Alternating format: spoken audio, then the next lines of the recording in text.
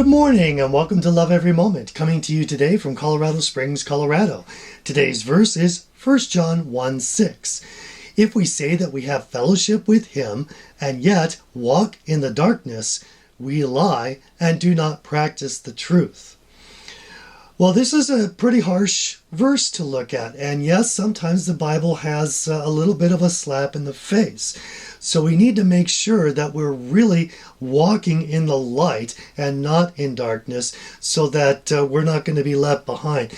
It's easy to be deceived and it's easy to deceive yourself if you're not really walking in the light. So let's make sure that we've got this right. Okay, first of all, that word darkness is used quite a bit throughout the New Testament. And one thing I thought I would point out is that the Bible describes hell as darkness. We tend to get this picture that it's still light and fire, but light that you can see. No, it's darkness. It's burning darkness, and it's awful. And get this, if we are walking in darkness on the earth, then that's a hell for us too. And you would think people would really want to get out of that quickly. But let's continue here. Let me look at a cross-reference. This is one I actually covered quite a long time ago. It's in Matthew 6:22 and 23. Follow this. The eye is the lamp of the body. So then, if your eye is clear, your whole body will be full of light. But if your eye is bad, your whole body will be full of darkness. If then the light that is in you is darkness, how great is that darkness? Now, when I covered this last time, and I have the link up here, I really recommend you look at that because I went through this argument, which I'll very briefly recap, that this is a metaphor, a symbolic saying of basically, are we following God or are we following money? If we say we're following God, but still keep 1% of our lives for us, whether it's money or just some part of our lives, then that's not good enough. We have a darkness, and how great is that darkness? So we need to follow him 100% in order to walk in the light. With that in mind, let's look at the next cross-reference. That's John 3:19. And what's interesting to point out is this comes shortly after John 3:16, for God so loved the world. But watch verse 19.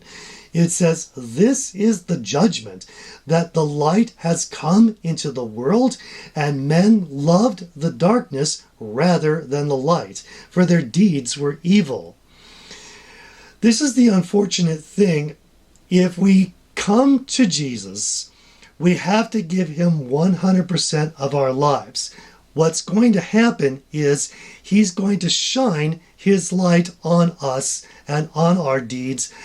Part of that means our deeds need to be exposed. And that's an awful thing. It's good in the end, but it's hard to go through. And no one likes to have their evil deeds exposed.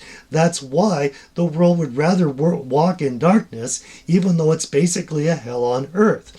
So Christians have to be brave and truly give everything to Jesus so that he can deal with the darkness that's in our lives and overcome it with his light. So this has been pretty heavy, but I want to end on something that will give us a lot of hope. And that's going to be Romans 13:12 this time. It says, the night is almost gone and the day is near. Therefore, let us lay aside the deeds of darkness and put on the armor of light. Fine, that sounds great. How do we do that? You just back up a few verses to verse 8, which says, owe nothing to anyone except to love one another. For he who loves his neighbor has fulfilled the law. Here's the bottom line.